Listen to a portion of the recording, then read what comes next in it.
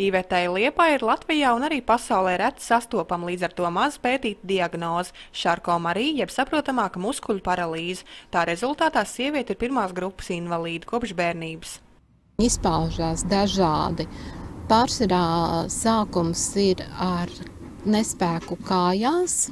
Man arī bija sākumā ar kājām, nespēks ar pēdām, pirkstiņiem.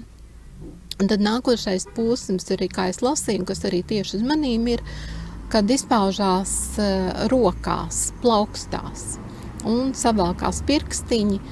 Īvete pārvietoties un parūpēties par sevi spēja pat ar kruķa palīdzību, taču slimības dēļ sievietei nākas saskarties ar daudzām grūtībām. Viņai ikdienas jānokāpj un jāuzkāpj uz dzīvokli, kas atrodas 4. stāvā.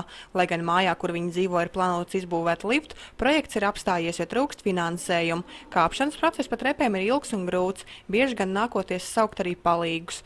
Spītējot diagnozē, sieviete, kur ieguvusi filoloģijas maģistras grādu, arī strādā. Tiesa gan no iepriekšējās darba vietas nācies aiziet, jo nav spējusi vairs strādāt ar rokas dēļ, taču iztaisot operāciju, sieviete var turpināt savus darba gaitas. Tagad Liepājas neredzīgo biedrībā viņa apmāca cilvēkus datoru lietošanā. Uz darbu sieviete brauc ar automašīnu Volkswagen Golf. Tas nav specializētais invalīda auto. Ar automehāniķu palīdzību tā atslēga, ātrumkārba, gāzes pedāls un durvis pielāgotas speciāli Īvetes vajadzībām. Auto ir vairāk nekā 20 gadus vecs, taču viņai auto ir mīļš un ļoti nepieciešams, taču ir kāda problēma, par ko sievietei ik mēnesi jāizdod aptuveni 2/3 pabalstu un algas. Šobrīd ir tā situācija, kad es viņu vairāk remontēju nekā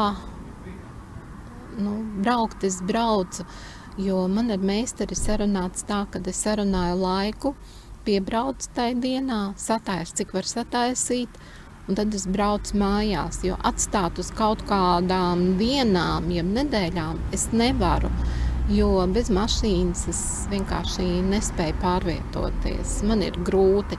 Un arī tagad, ja man nav mašīna, es arī nevaru nokļūt šeit darba vietā.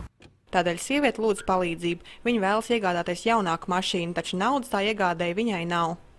Tas ir mans sapnis, mērķis, ka tikt pie jaunas, varbūt ne gluži pavisam jaunas, vai vismaz dažus gadus, kādu 2, 3 gadi, jo ja viņi ir vēl vecāki, tad tas nozīmē atkal remonts.